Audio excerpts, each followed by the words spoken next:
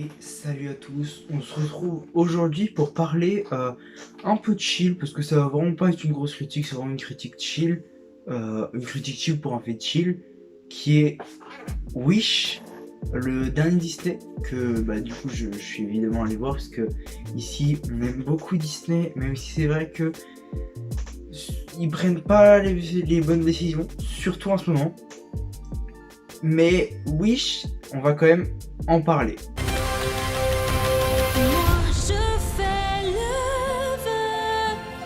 Alors Wish, c'est un film que j'ai beaucoup apprécié en vrai.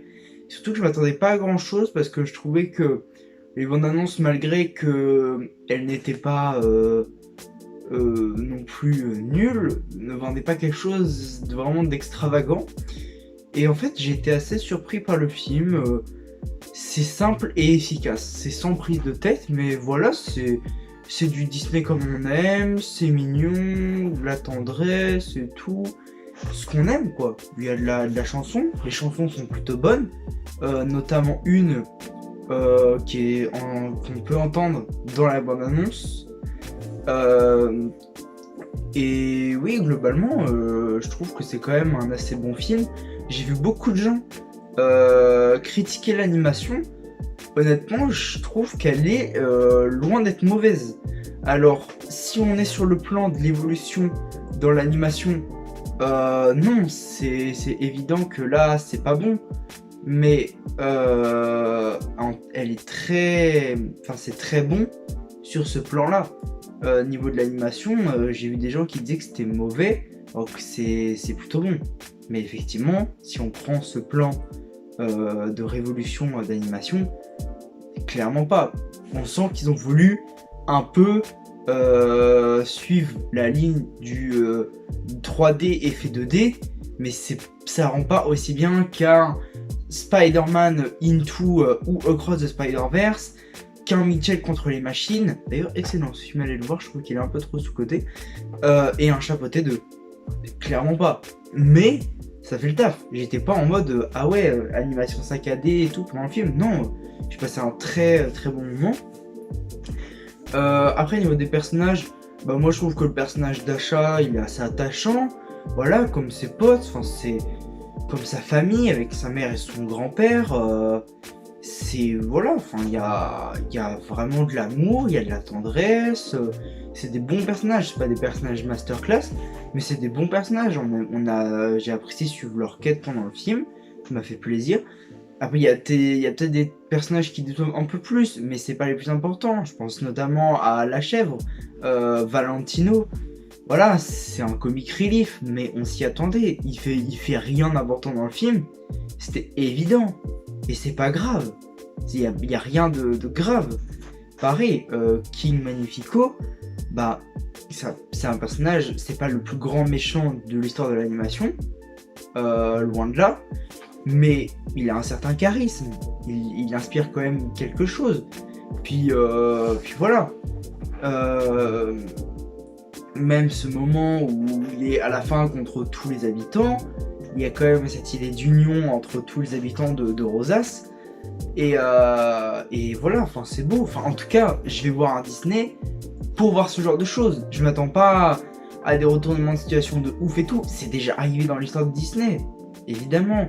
Mais si tu vas voir un Disney, moi j'ai vu ce que je m'attendais à voir. Donc, enfin non, même plus, parce que j'en attendais pas grand chose du film. Donc en soi, j'ai vu plus que je m'attendais, parce que je me suis dit, si en ce moment c'est une mauvaise passe, je m'attends pas à un truc de ouf. Leur dernier film c'est Avalonia, c'était bien gaze. Encanto, j'avais bien aimé.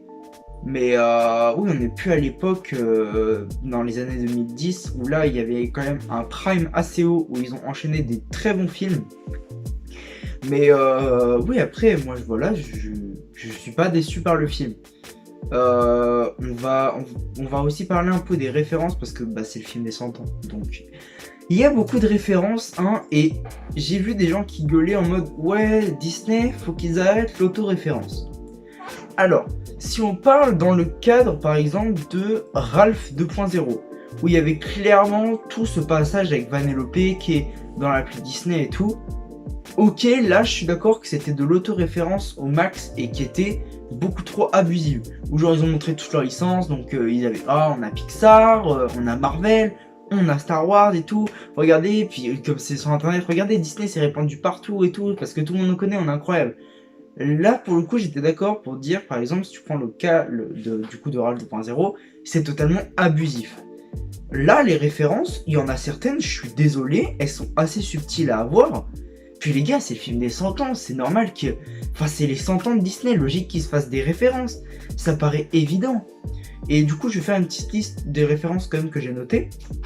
Enfin, que je me souviens, que j'ai vu sur le moment. Notamment, par exemple, on peut voir déjà les... Bah, au début, son grand-père quand même, qui fête ses 100 ans. C'est 100 ans de Disney, voilà. Les amis de Asha, ils sont au nombre de 7. Comme les 7 nains, et ils ont en fait chacun un peu les attitudes des 7 nains. Il y en a un qui a toujours envie de dormir, un qui est toujours grincheux, un qui éternue toujours. C'est purement une référence aux 7 nains. Genre, enfin voilà, c'est des personnages à part entière, mais qui sont inspirés pour y ressembler. Et ce qui était beau, enfin genre ils avaient chacun leur personnalité. Il y en a un notamment qui m'a fait rire, celui qui était grincheux, j'ai plus son nom, j'ai trouvé marrant. Enfin moi il m'a fait rire celui-là, il m'a bien fait marrer.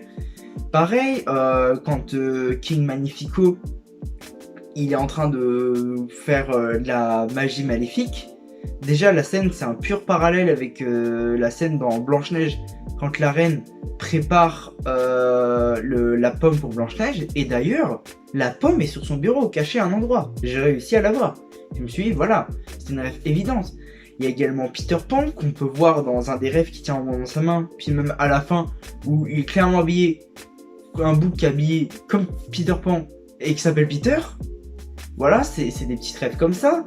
Il y a un ours, et je me souviens plus son nom, mais je sais que son nom c'est une référence à Robin des Bois, Jean je sais plus quoi. Et il appelle un fan Bambi. Comme Bambi évidemment. Ensuite, j'ai pu noter le fait qu'à la fin, quand il y a les feux d'artifice, ça forme une tête de Mickey, et il y a l'étoile qui passe comme ça au-dessus du royaume pour rappeler l'intro de Disney avec ce qui passe. Et évidemment, à la fin, le générique de fin, il y a tous les personnages de Disney qui apparaissent. T'as du Blanche-Neige, Pinocchio, Peter Pan, même tous les personnages. Genre Belle la Bête, tout, en fait, tout est là. Même Stitch, il était là. En fait, c'était voilà. Ah, et aussi, j'ai oublié de dire, pendant le film, il y a un des potes de Asha qui en vrai serait possiblement du coup inspiré de Simplet, aka le meilleur nain, je suis désolé. Il arrête pas de lui dire, enfin il lui a dit 2 ou 3 fois dans le film, t'es notre marraine la bonne fée. Marraine la bonne fée, voilà quoi. C'est référence à Cendrillon. Donc moi je trouve pas que c'était abusif, parce qu'en soi, je trouve que des petites références subtiles que tu dois choper en plus, parce que je suis désolé, celle des 7 nains, c'est pas obvious hein.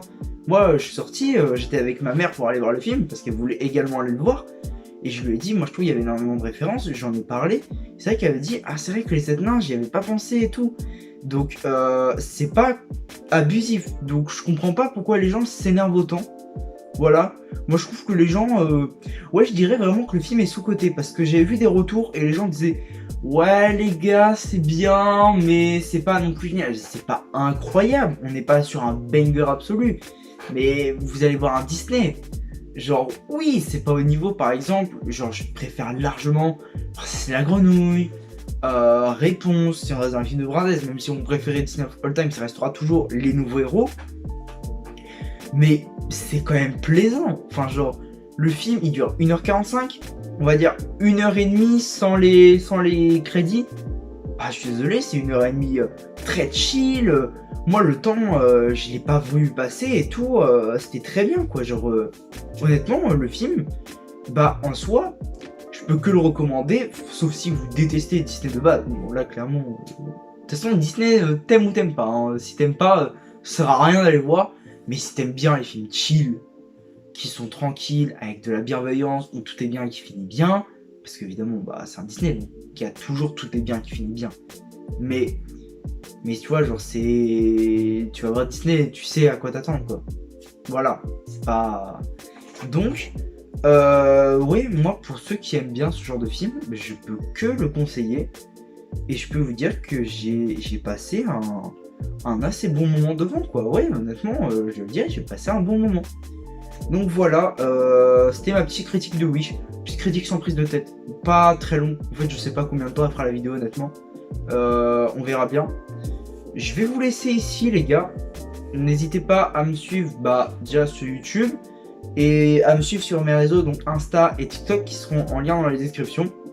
Moi, je vais vous laisser ici. J'espère que vous allez passer une bonne fin de journée ou n'importe quand vous regardez, un bon réveillon ou je sais pas quoi, ce que vous voulez. Mais tout ce que j'espère, c'est que vous allez aller bien. Peace.